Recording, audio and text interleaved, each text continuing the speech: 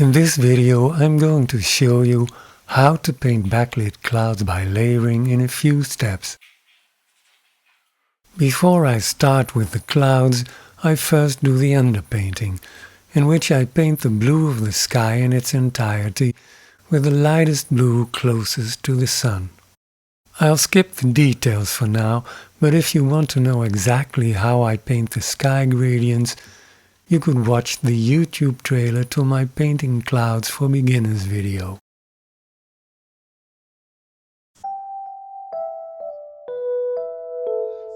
Okay, now for the clouds. The medium I use is a liquid light gel, which allows me to resume working on a dry layer the next day. With titanium white, violet grey, brilliant yellow and a bit of indigo, I mixed a soft grey color which serves as a base for the entire cloud. Closer to the horizon and more to the left, the color gets darker. That is why I'm gradually adding more indigo.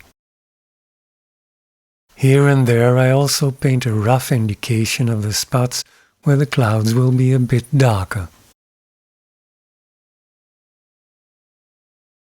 With a soft brush I smooth out the transitions between the different shades of grey. You will search in vain for this brush in your art supply store. You'll have to walk around to a store that sells makeup products.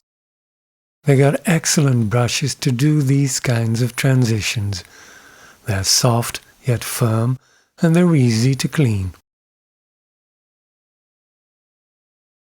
Because the paint is still wet, I can also use my rag to work on the outer edges of the cloud. The edges of a cloud are never equally sharp in all places, and by making them a bit vague here and there, you'll see your cloud getting more lifelike immediately.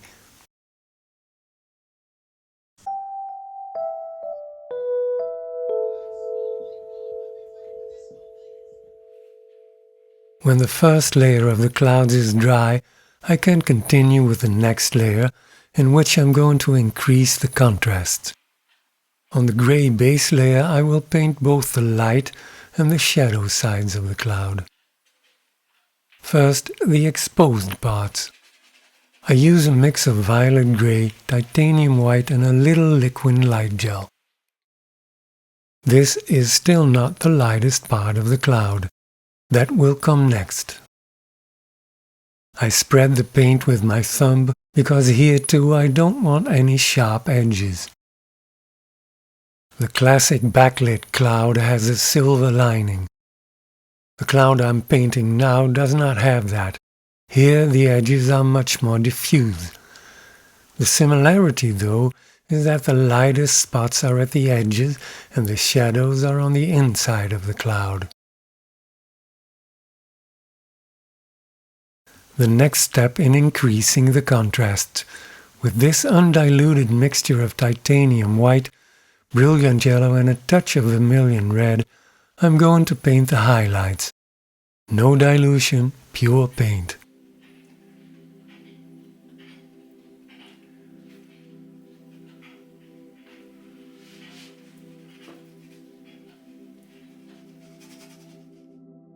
When you use undiluted paint, the brushstroke often remains visible, especially if you're not standing exactly right in front of the painting. It's harder to see the image properly due to the annoying glare. That's why I use my makeup brush to smooth out the surface. Okay, next are the shadows. Unlike when doing the highlights, I now dilute the paint with a good amount of medium. The reason for the dilution is that I don't want to lose the underlying light-dark nuances, hence a glaze.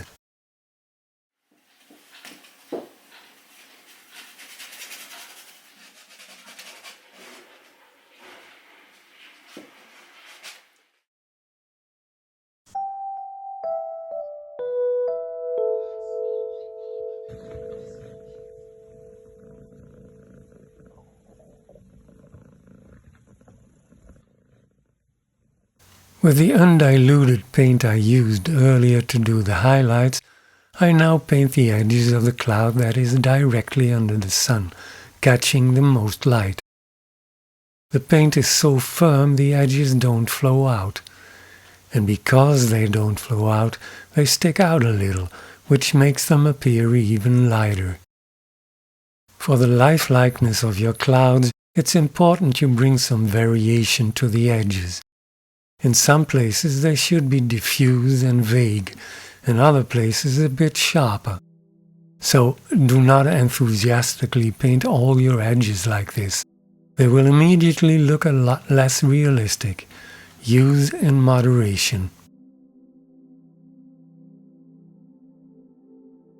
I want the lower clouds on the right to recede a bit more into the distance, so I apply a glaze of transparent white, indigo and brilliant yellow. I use transparent white mostly to blur the contrasts within a particular cloud.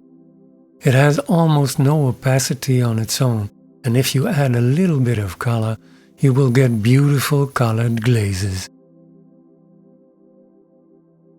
This approach to painting clouds requires you to think in layers, slowly increasing the contrasts and sometimes, in the final stages, reducing them again.